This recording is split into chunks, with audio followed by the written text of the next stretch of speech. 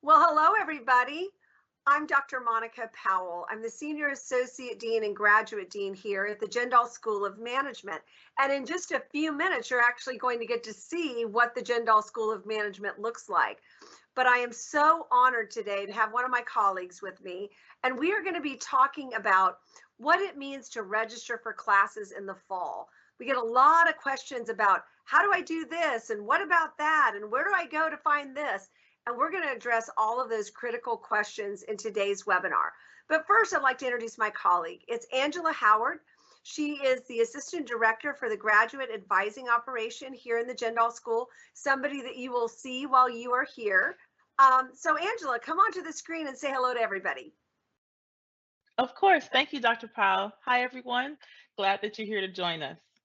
Yeah, Angela, Norma's going to put up the deck now where you're going to see registration 101, which is, I guess, we're going to make this into a class for our students, but you're also going to see what the Jindal School looks like. So for those of you who live outside of the state of Texas or live outside of the United States, you're actually looking at the Jindal School of Management.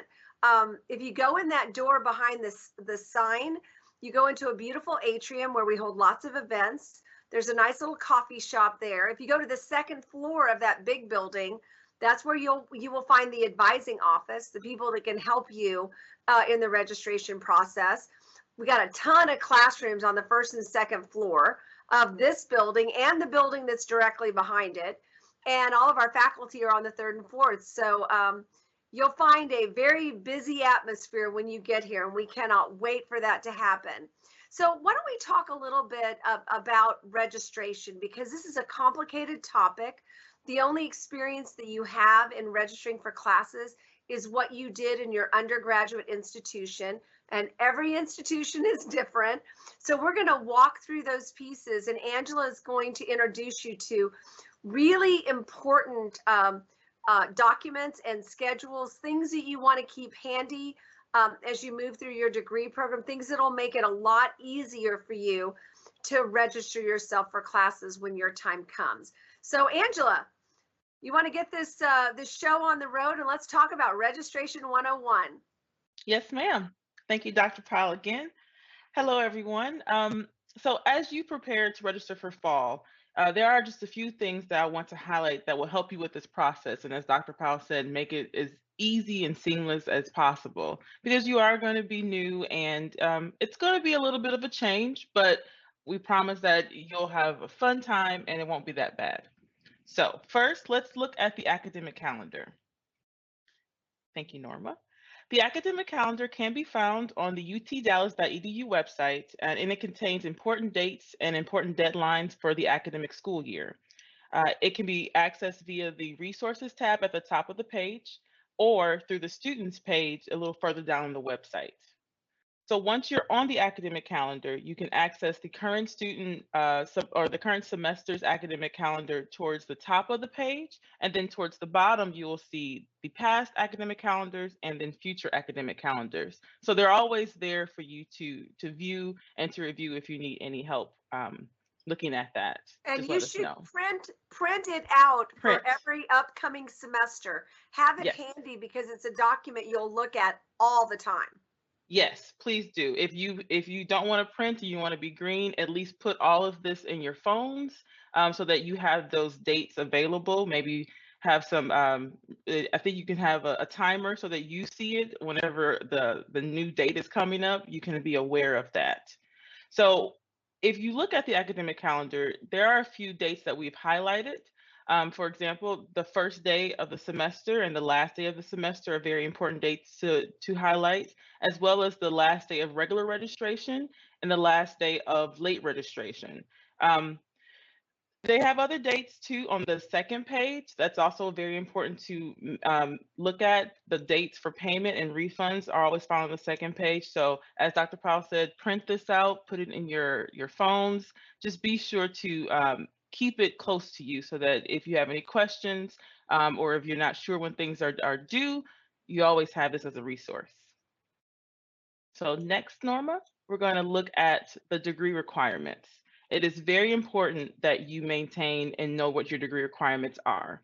Your official degree requirements are listed on the graduate catalog on the utdallas.edu website, and this plan is there as a tool to help you keep track of your classes. Periodically, advising will be updating your degree plan and adding it to e-learning so that you can review it. However, you are able to review it and keep the progress of your own classes as well. So I would say if you could bookmark the web page, it's still here on that slide. Bookmark it so that you can always go back and look to see what your requirements are. Angela, let Yep. me drop in here for a second just to help people with terminology, because terminology can sometimes be confusing. The office in the Jindal School that helps students with the registration process is called advising. It isn't called registration or academic support. It's called the advising office. And that's where you go to get help with registration type issues. The advising office has a great process where you can schedule an appointment.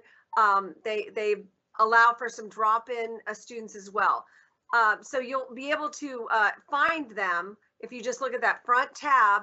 And Norma, thank you for showing everybody where that is. And there's all kinds of great stuff that's right here. One of the things that you want to do is schedule an appointment, but also look at that JSOM question desk button. That's a way that you can ask a quickie question to get an answer to a simple question, not a complicated one, but a simple question. So we have a lot of resources that are right at your fingertips. The other reference that Angela made that I want to make sure everybody understands is the reference around e-learning. What in the heck is e-learning? Because nobody knows what that is. Well, e-learning is this destination, and Norma has it there. She's got her cursor up at the top. E-learning is where faculty put all of your information about a class. So generally faculty, once you're enrolled in a class, you'll see all your classes listed in e-learning. Faculty will put a copy of their syllabus there. They might put additional resources there. They could post grades. They could have discussion groups. They can do a lot of things in e-learning. So in e-learning, our advising office will put information that will also help you. And when Angela referred to the degree audit is something where we help you track the degree as you complete it. They put a copy of that in e-learning. So Angela, I'll turn it back to you. I just want to make sure they knew what we called the registration office is called advising here and what e-learning is. Yes, ma'am. So along with knowing what your classes are, which again, we will help you with that when it comes to your degree audit, you also want to remember your requirements when it comes to GPA. And this is also outlined in the catalog. So the main thing to remember is that your program, your core, and your overall GPAs must be at a minimum of 3.0. So in order to stay in good academic standing here at UT Dallas, graduate students must have a B average for all of their courses. That is a 3.0 GPA. You need that in order to graduate and to maintain good academic standing. If you're not able to do that and maintain the good academic standing for 3 consecutive semesters, you may be dismissed from the university. So if you are struggling at all with your courses, please reach out to us in advising your director for your program or your faculty. We are here to help, but if we don't know that you're struggling, we won't be able to assist you. You also have to remember that if you're ready to do internship, you have to be in good academic standing as well. So if you have any questions, let us know about that, the GPA that's required of you. When it comes to emails, please maintain a good email hygiene, I like to say. You need to check your emails. You will get lots of emails from advising. You may get emails from your program because they will be doing webinars or meetings or events. So it is important that you keep an eye on those emails so that you're not missing anything. For registration, your programs probably will be having some events to talk about the classes that you should be taking your first semester and throughout your entire program. So keep an eye on your email so that you don't miss out on anything. You know, Angela, we just learned something just in the last few days around the topic of email. You know, in a lot of places, you can forward email. Here at UT Dallas, you cannot, even though it appears you can, forward your email to a Gmail, a Yahoo, or a Hotmail. You Mm, will need to leave your email where you go into the UT Dallas system to check it. And email is really critical. I know it can be very frustrating to get a lot of email in any email account you have, but that is our primary way of communicating with students. So you will want to have that open and accessible on your computer, because you'll get emails from your program director that'll tell you about new internship opportunities. You'll get emails from me that will tell you about events that are coming up that are critical, where maybe you can meet employers. You'll get emails from the Career Center about student org and employer events. You'll get emails from your faculty. You know, there are some faculty who will email their students if they see that the student is having difficulty. The one thing about going to graduate school is that now the burden of everything is upon you as the student. You're the grown up in the equation.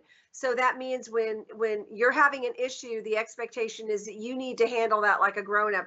Reach out to your faculty, reach out to the advising office, reach out to the people that can really help you as you're going through this program. And then the other issue is, you don't just look at, oh my gosh, I'm a supply chain student, here's the courses, here are all the courses I need to take.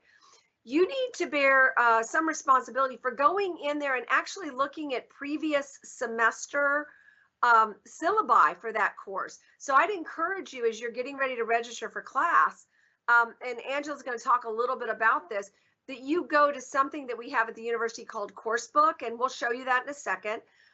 You go to Coursebook and actually look at what a syllabi for a course that you're going to be taking the previous semester. You may not have the same instructor, but you get a feel for what that course is about. Because when Angela showed you that academic calendar a minute ago, you got to drop by certain dates in order to get refunds in certain amounts. So you can't wait until you're not performing well in a class and decide, I want to get out of that class, because there's a consequence to doing that. So just kind of keep those things in mind as we're kind of going through this. This is all about helping you be in charge of you so that you can make the best decisions for you and the best selections for you. So Angela, you got, I mean, I can't help it. The graduate dean has to throw in a few things here and there. no problem. So, and I know we did talk about emails, and I do want to remind you that you do have to use your UT Dallas email. We will not use any Gmails, Hotmails, Yahoo accounts to do any correspondence with you as a university. So if you have not started to log into your email yet, please do so. That just lets us know that it's you who is contacting us. And if you're having issues with the email, please do reach out to the OIT help desk. They can help you make sure that you can log in, or if they need to reset your password, they can do that for you. So definitely log in as soon as possible. All right, so we're going to move on, and we're going to talk a little bit more about enrollment, really getting into enrollment now. So in order to enroll in your courses, you will need to log into your Galaxy. This is something that you've all used, because this is the same system that you used for your admissions application. So you can find your Galaxy link at the top of the main page at utdallas.edu. And it's under resources. They've revamped the website a little bit, so now you can find it right on the top under resources. And this is your student system. You're able to log in it using your net ID. And again, if you're having issues with logging in, please contact the OIT help desk for assistance. I know sometimes people like to contact advising for assistance with this, but unfortunately, we can't reset your password. But they can definitely help you with this. So contact them as soon as possible if you're having issues with logging in. So once you log in, you can, and you're accessed in Galaxy, you can look at all of your different student account uh, tiles. This is what we call it, and this is your student center. Within all of these tiles, there's so much information. You can see that there is your My Academics tile, which contains your program information. There's the Manage My Classes tile, which we will talk about soon. The Bursar account, financial aid account. The communications tile will list other notifications from other programs within the UTD system. And then your applicant center, you know about that because you've dealt with that. And your graduation tile will be where you apply for graduation once you've completed all of your program requirements. But we're going to first focus on the task file, because this is where you will find any holds that you may have. Now, if you have holds, you do need to address them as soon as possible. But you may be asking yourself, what is a hold? A hold essentially is a service indicator within your student center that lets you know that something needs to happen, some action needs to happen. Now, these holds can be placed on your account for a number of reasons. It may be academic, it could be a parking ticket later on, it could be a financial aid hold, but it's not always academic. So you have to click on the hold to see where it's coming from and who you have to contact to remove it. If it is us, it will usually say contact your academic advisor. But if it's not, please contact that corresponding office to make sure that your hold can be removed as soon as possible. Because And Angela, Mhm. some of those holds will come off as you do certain tasks. Yes. So if you're an international student, there's a TB hold on there. So once you've taken your TB test and it's been cleared, then that hold will be taken off by that office. Um, there are international student orientation holds. There Mhm. are international student services office check-in holds. There are school holds. There's bursar holds. There's a lot of different holds, but you don't need to worry about the holds like right this immediate minute because some of those holds will come off automatically. So give us a little bit of time to get those off and Mhm. then it'll make the registration process easier. But we'll be communicating with students about that as we move closer to the fall. Yes, and some holds are not really holds, they're just indicators. So there may be something that's just there to let you know that this is something that the university has for you. Not a full task, but it's just this is happening. So you don't have to remove everything. Sometimes it's just something that lets you know. There are also positive service indicators when it comes to like bursar. So you may have a hold that looks like a hold, but it's there to allow you to have more time for payment. So just make sure you read it because some people get a little worried about holds when they see it, but it's not always a bad thing. But some of them can prevent registration, and if that's happening, let us know. We can help you find out what that hold is and if it will prevent you from enrolling. So the next tile I want to talk about is the Manage My Classes tile. This one, you can see there is a lot of information on this tile, and this is really where registration will happen. With the first thing that you want to do within this tile is check your enrollment date. So what is your enrollment date? Again, that is a question we get a lot. Your enrollment date is the exact date and time that you can begin registering for the next semester's courses. You will get an enrollment date each semester, except for summer semesters. Summer is open enrollment, so next summer you won't have an enrollment date, but you will have one for fall and you will have one for spring. The enrollment date is set by the university, so we cannot change it upon request. In order for you to find your enrollment date, you will actually go to this tile, and at the side, you'll just see enrollment time, enrollment date. You click there, and you can select each semester that you want to see the enrollment date for. Right now, you'll just see fall, and you click there, and you see what date and time you can begin enrolling. We can't also enroll you before this date begins. So if you have any issues with enrolling after your enrollment date starts, we can assist you in advising. But if it's before the enrollment date starts, we also can't enroll you. Yeah, it's really Mhm. funny that we call that enrollment date your appointment. And you But don't have it's one. it Yeah. is it is not an appointment. No. It is just a date when you can start to enroll for class, and that confuses a lot of students. They think, "Oh my gosh, I got to go meet with an advisor. I got to schedule a meeting with an advisor." That's not a requirement. You can own the whole process by figuring out what classes you need to take, looking at the degree plan, looking at the program information, going and looking at Mhm. courses and syllabi.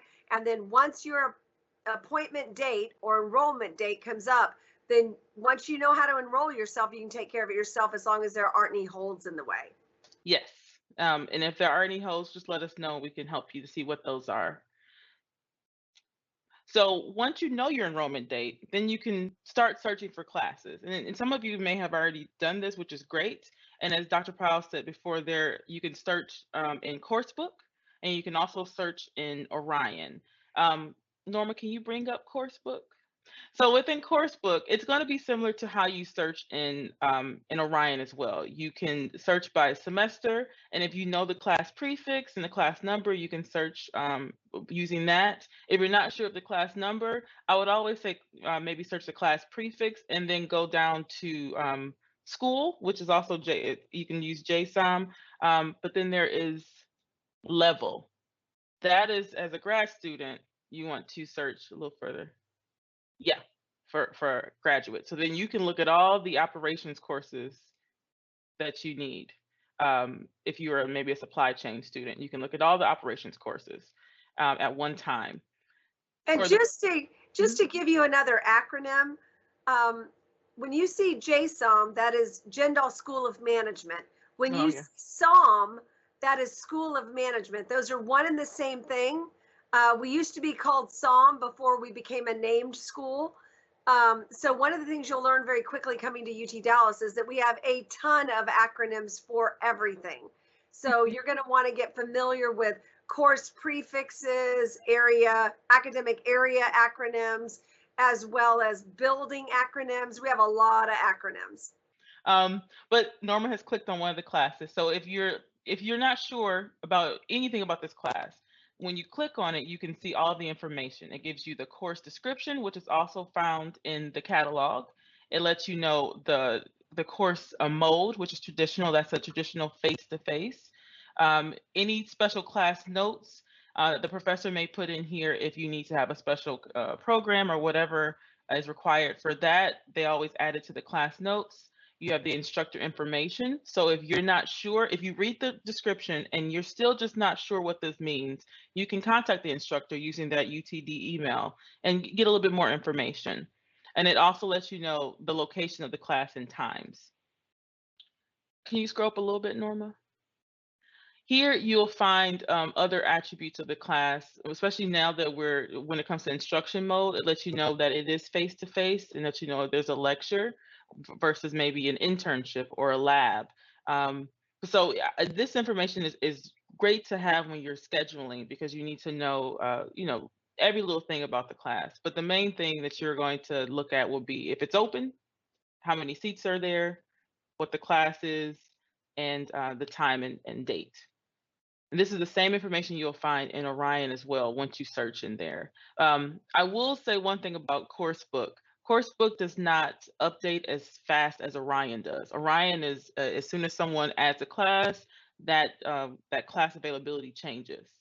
Coursebook is a little bit behind, a few hours maybe behind the Orion service center. So I would say Coursebook is a nice place to search. But if you're really looking for up-to-date information, I would go back into your actual Orion Student Center and look and do the search. And again, it's going to look just like this. They're going to be drop-down menus so that you don't have to type in everything if you're not sure. But if you know everything about the class, you can just type in OPRE Operations 6301 into Orion, and it will pop up for you just like this, but with the exact up-to-date to the second information. So, like I said, once you know your enrollment date and you search for your classes, I would say the best place to search is still Orion.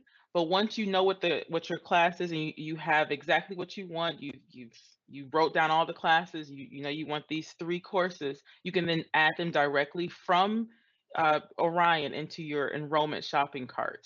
The enrollment shopping cart is, I like to say that it's kind of like Amazon shopping carts, where you can add something to it that doesn't mean that you purchased it. It's just in your cart. So when you are in your shopping cart, you're able to go through the steps that it's going to ask you, are you sure about this? Kind of like Amazon sometimes. And if you says yes, you will click the finish enrolling. And that is you purchasing the class in a way, just like you purchase Amazon on Amazon. You have to make sure you click finish enrollment in order for it to be done. Once you're able to start enrolling, it's very easy. And if you have any questions, you can definitely contact advising so we can help you with that. All right. So my final thoughts when it comes to registration. Remember, all of your emails have to go through your email account with UT Dallas. If not, we will ask that you send an email from your UT Dallas account. And you don't want to have too many back and forth emails, so just start using your account as soon as possible, and that helps other offices as well identify you. If you do put your ID in an email, I would not recommend this. Use your net ID. This is how we can identify you. The net ID is the number that has the three letters and then the numbers versus your actual ID number. You got to keep that safe. It's almost like a social security number. You don't want to have that going everywhere. You got to keep it as safe as possible. And So, then, Angela, mhm, your net ID is actually your email address. yes, So yes, if you were sending me an email, that's msp073000@utdallas.edu. So she's talking about that MSP part. hmm, That's part of your email address, and the all digit number is the one that you want to protect, which is kind of yes, like your social security number. yes. Please protect that, please. Um, some people will change their email to their name, and that's fine. But if you do that, I would say in your email, then you can include your net ID because then we can find you a lot easier as well. And then Right. if you're just not sure about registration, Norma did pull up this website earlier. It has videos so you can watch them. They're very short, 30 seconds to maybe a minute with explanations on how to do things. So, how to find my enrollment appointment, how to search for classes, how to access the calendar. It's all there. So, if it's 3 a.m. in the morning and you decided I'm going to enroll in classes, but you're still not sure about something, you can use these videos to help with your research. And they are short and sweet, like 30 Yes, seconds to a minute long. They're really yes. short. Yeah, we try to keep it as short as possible because no one wants to sit through a 5-minute video when you just want to enroll. So it's short and sweet, right to the point. Perfect. That was awesome, Angela. You know Thank what? you. I am betting, Norma, that we have a bunch of questions that students are asking that are related to registration or questions that they have around the time of registration. So we're ready. Angela's ready. I'm ready for the first question. All right, we do have questions. The first one is, when can I enroll?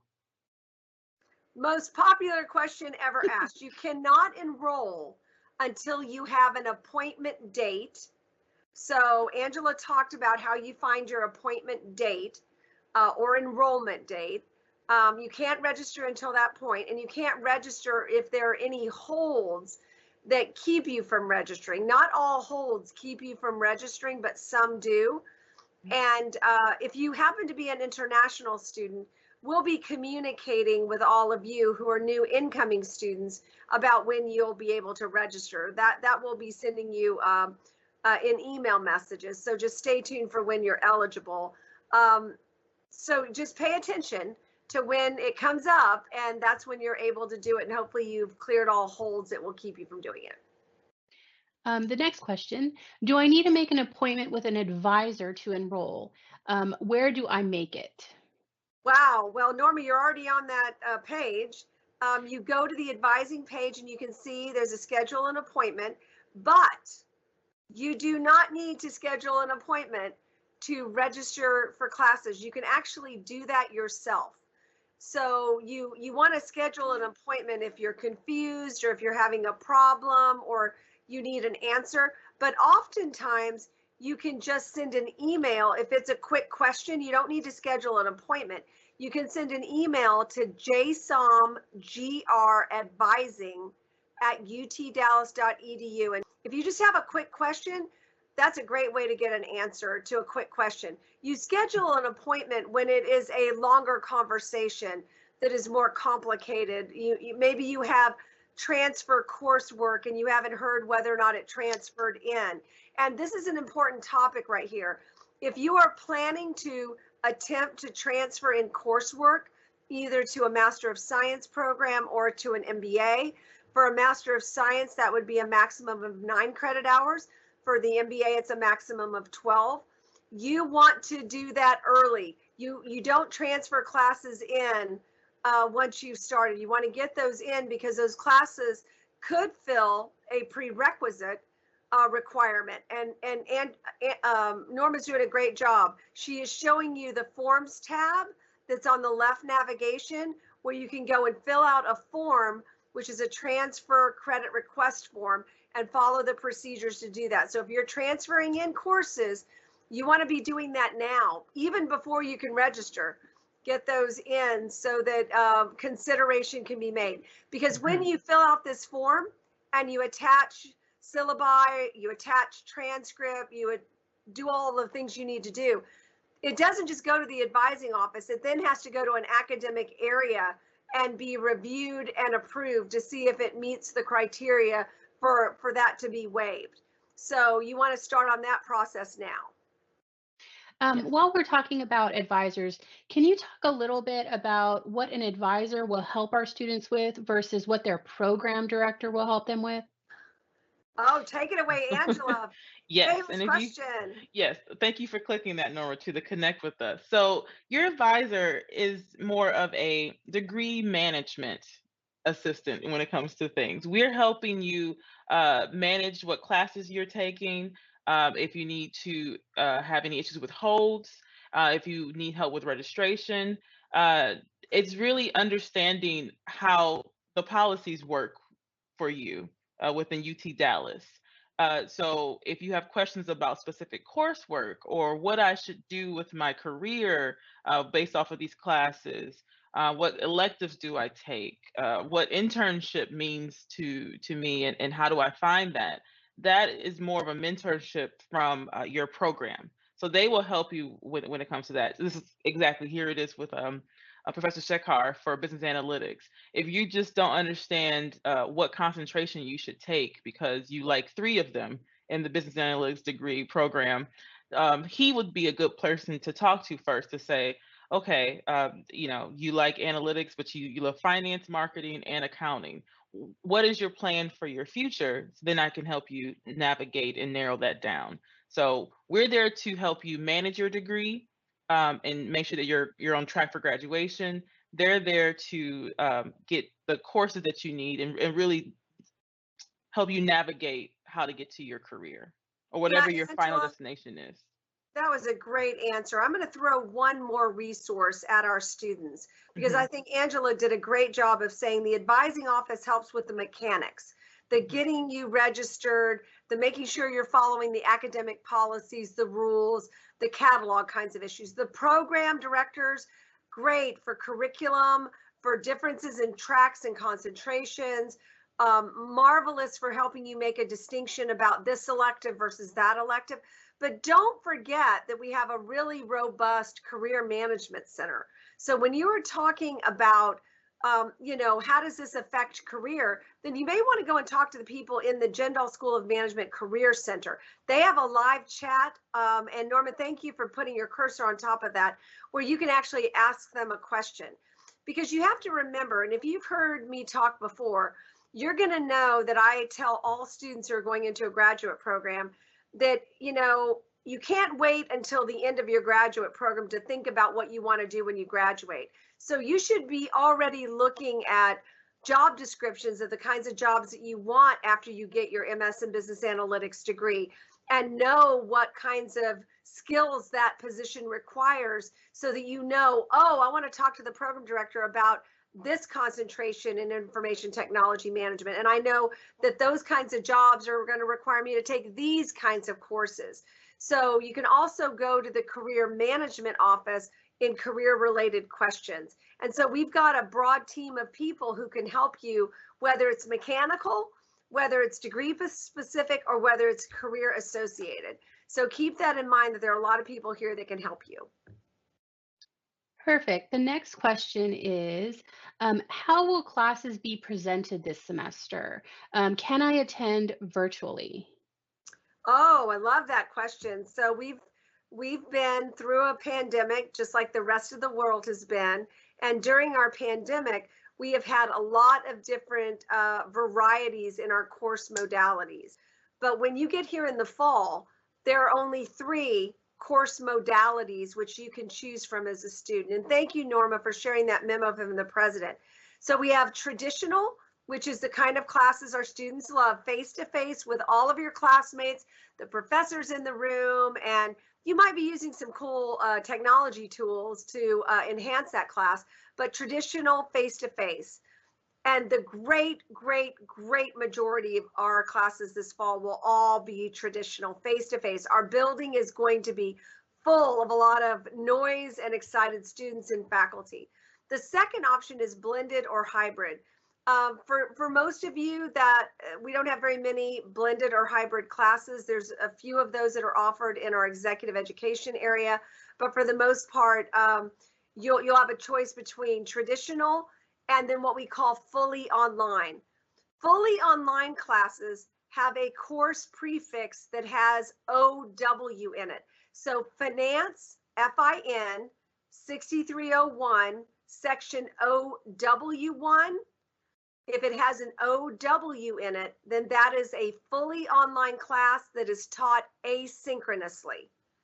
And that's really important for you to note. And then there are limitations as to the number of online classes you can take. If you're an international student, there's a limit on that.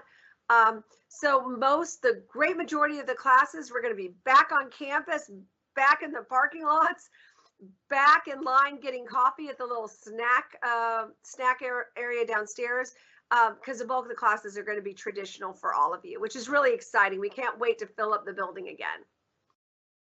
The next question is, what classes should I take in my first semester? Wow, that's a great question. So you're going to have access to your degree programs who are going to help you with knowing what are the core classes of your degree. Core classes, every degree program has either core or business core. Those are generally the classes that become prerequisites for other classes. So generally speaking, you want to take core classes first, so that you can get them out of the way and you don't have to worry about wanting to take a class when you haven't taken a core. In some of our degree programs, you got to take core first. There are a few of our degree programs where they don't have a lot of prerequisites and they really encourage students to take electives up front. And your program director can tell you that. But if you look at the degree program, study it, look at the classes, the advanced classes generally have the prerequisites on them. But I would encourage you to take core classes first because it helps you. Angela, would you agree with me on that? Definitely. Take your core classes first. Because remember, Angela said at the beginning of this presentation that you have to fulfill a core class GPA. So some degrees might have 3 core classes, some might have 4. We may even have one degree program that has 5. But you have to maintain a GPA in order to graduate of your, so let's say it has 3. So you have to have a 3.0 or higher in your 3 core classes.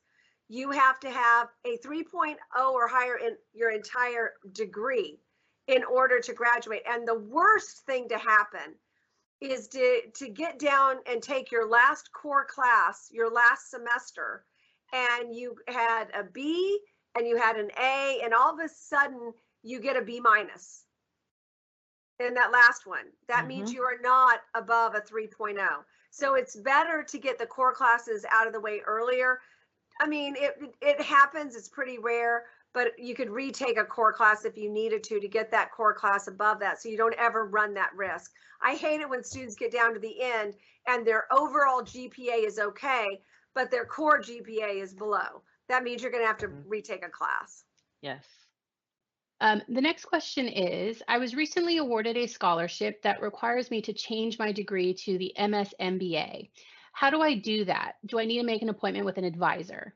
So you do not need to worry about that. We will help you do that after you arrive on campus.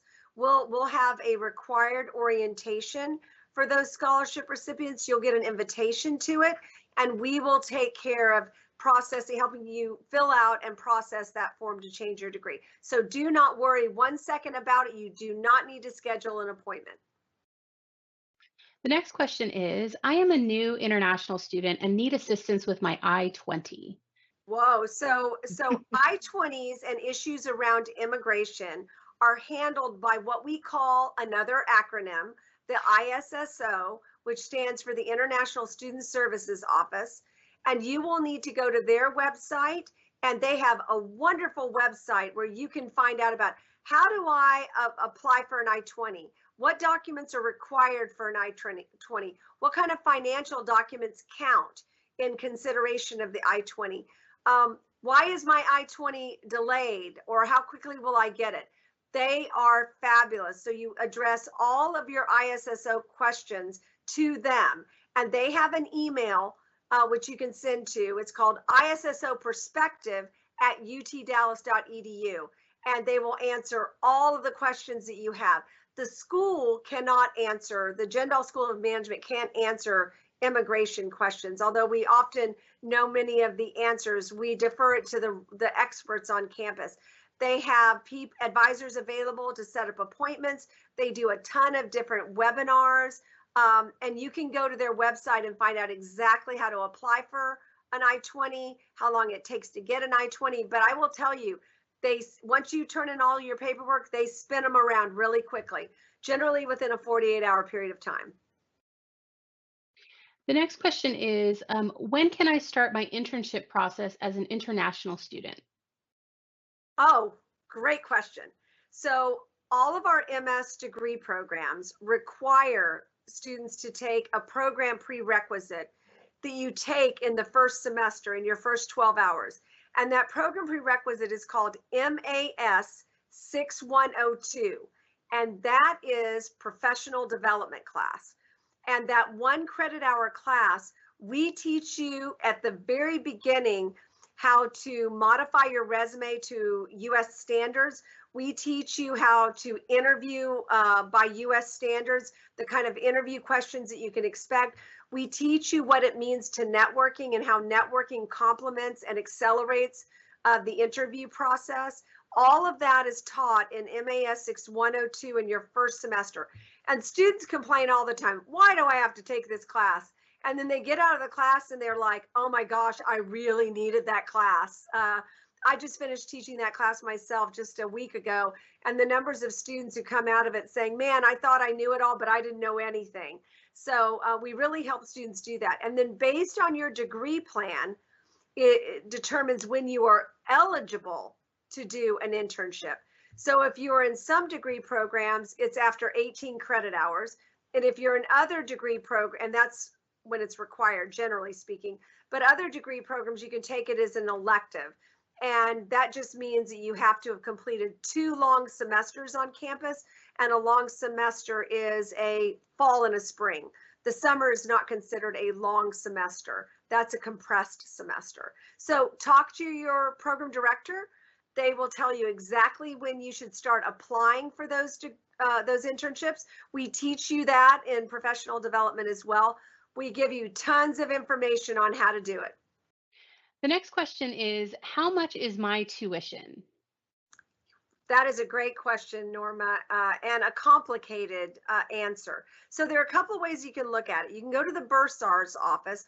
Bursar is basically where you pay your bill, and you can go to their tuition estimates, and you can fill out this form that they have there, where you put in that you're resident or non-resident, and your variable tuition, and your school, and the credit hours you're going to take.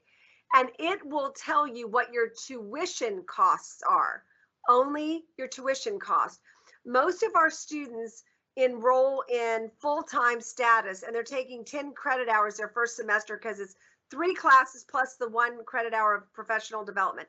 And there, it will show what you can expect the tuition to be. Now, in this case, Norma chose resident. She chose the spring semester. She chose it as variable. Almost all of our students do variable rate, taking 10 hours, and it gives you the approximate cost. Now, if she had chosen non-resident, that cost would be about double in terms of what the cost is.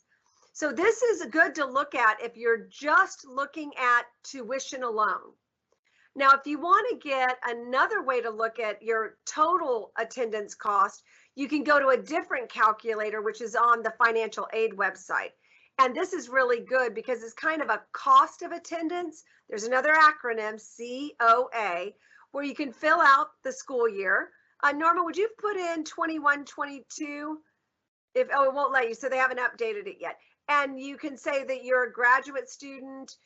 You can say the school that you're in, the number of hours. Choose non-resident here and say they're going to be taking 10 hours and they're going to be living on campus. It's a good estimate. And look, it'll show you kind of what to expect in terms of cost.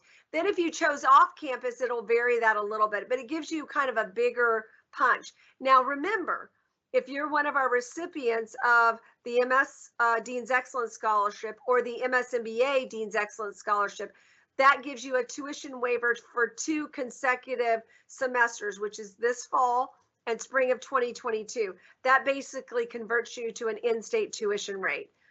So that's something to think about. But these 2 estimators are great. One is just for tuition and one is more the cost of attendance. The next question is, what is the minimum number of classes I can take in a semester and what is the maximum? Wow. So we have a lot of fully employed domestic students that are enrolled in our graduate program. Some of those students will take 3 credit hours at a time. Most of them take 6.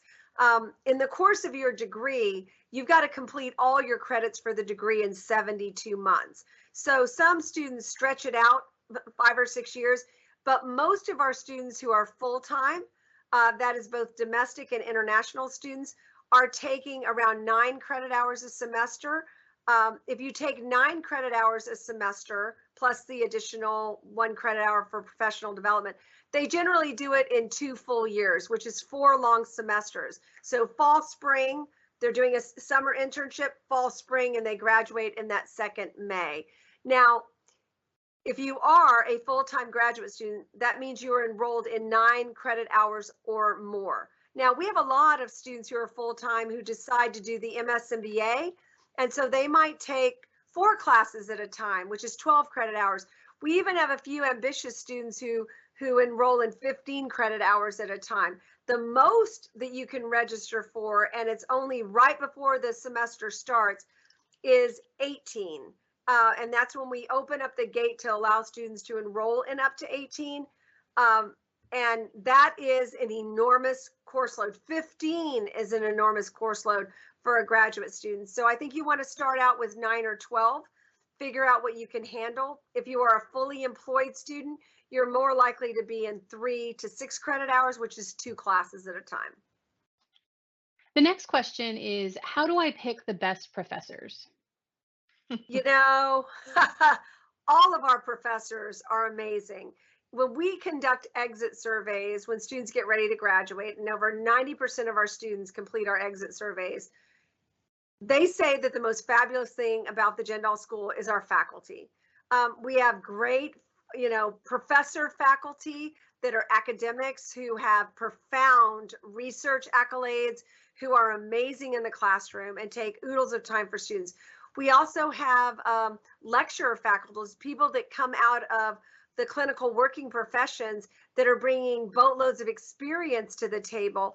And of course, like any institution, we have, these popular favorites. I got to have this guy. But as I tell students all the time, we guarantee you the classes. We don't necessarily guarantee you the selection of the faculty member. So I would encourage you to not come in with this attitude that I got to have Professor X, because Professor Y and Professor Z are also very, very good as well. And I would also caution students, there's a couple of sites out there on the internet.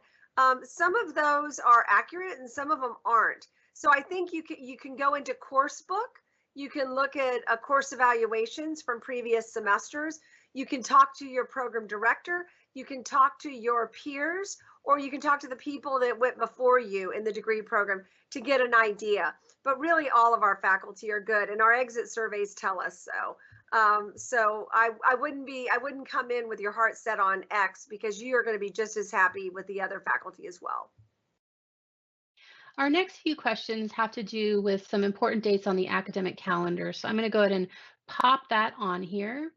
The first one, as Angela mentioned earlier, you can find it under the resources tab and clicking on academic calendar. And then I'll go ahead and pop up the fall 2021 calendar. The first question is, when's the last day I can register for classes for fall 2021? Wow, Angela, you want to tackle that one?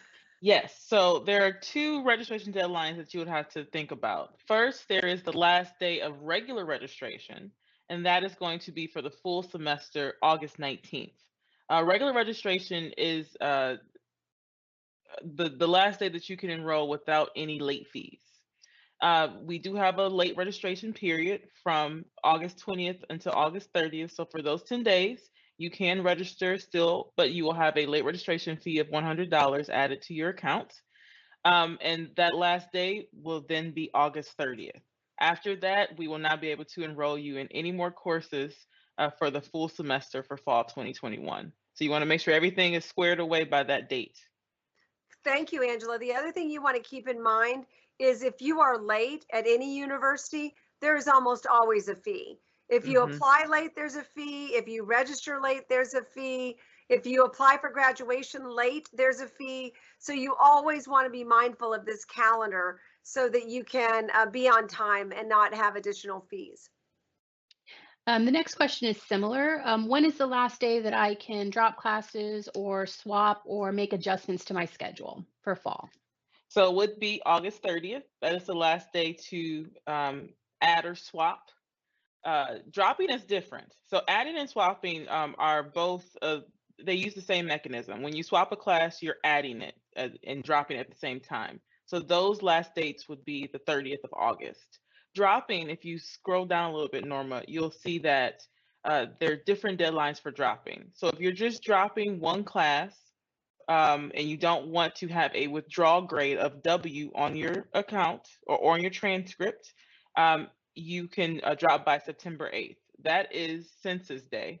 That is the Census Day for the semester. That is if you only drop one or two classes, but still remain in your other courses. There are other deadlines for Census Day, and Norma, I think you have to keep going to the next page. There's a lot of deadlines. This is why we want you to put them all in your phones or print this out. So there's the refund that comes into play when it comes to dropping. So if you do just like I said, one or two classes, but remain in those other coursework, you can drop by September 8th and get a refund and no W on your transcript. However, if you want to drop all of your courses, it would have to be before the first day of classes, which is August 22nd. That's the Sunday before classes begin. That's the deadline you have to think about. If something were to happen and you need to withdraw or take a semester, think about that deadline. So I would put that in your account as well. But then the last day to withdraw with the W, and that's usually, Norma, scroll up a little bit. Back to the first page. The last day to drop just for the semester would be November 3rd. And that at that point, you will have, it's a graduate course, withdrawal ends on November 3rd. You will have a W, a withdrawal on your transcript. That does not affect your GPA at all. It's just an indicator that you were in the class after Census Day, but you do not get any refunds for coursework if you drop after Census Day. But you still have until November to do so. And that's why you want to plan ahead. That's Yes. why you want to be way ahead of the registration time and the beginning of classes, because you want to be smart about what you're doing. You don't want to be adding, dropping, swapping, withdrawing. You want to know what you're getting into, what the expectations of that class are. I tell students at orientation all the time, if you haven't read the syllabus before the end of the first week of class, then you're probably going to be challenged the rest of the semester, because all of what you're going to cover is in that syllabus. All of the deadlines for course assignments are going to be in that syllabus. And if you're going to be having difficulty with a class, you want to know that really quickly so you can swap it with no financial penalty, as opposed to dropping it later where you're getting no tuition refund for that class. Perfect. Well, thank you both for answering all those questions. Those are all the questions we have. So I want to give you time for some closing remarks. Well, thank you, Norma. I am so grateful that we have Angela here to tackle what are some really complicated questions for students. Our advising operation does a great job, but you want to be proactive as a graduate student in order to feel like you're in control of your of the trajectory of your path. graduate school is so much fun. I mean, the light bulbs that go on about the things you can do, the new career path that you have, is terrific. And I tell students all the time, you don't want to just come here to be enrolled in really terrific classes. You want to come here to be involved in everything. Student organizations, the Career Management Center. We want you to know your faculty. Faculty just love getting to know students, and it always surprises students how dedicated our faculty are at staying after class or meeting them during office hours or answering questions. We are really here to give our students a terrific and individual experience. So Norma, thank you for being our webinar master here. And Angela, thank you for representing the advising office.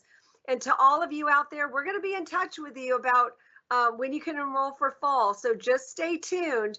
And in the meantime, thank you for coming today and for being a part of this particular webinar. If you have questions, don't hesitate to send them to jsomgradvising@utdallas.edu, or very general questions can go to jendal@utdallas.edu. And don't forget about the JSOM question desk. Just type that into the search on our homepage, and you can get to the question desk and ask us a quick question, because that is live chat as well as email questions can come there. So we look forward to seeing you guys, helping you to get enrolled in classes and having you be a part of the terrific Jendal experience. Stay tuned for more webinars. I'm sure they're coming. We'll talk to you guys again soon.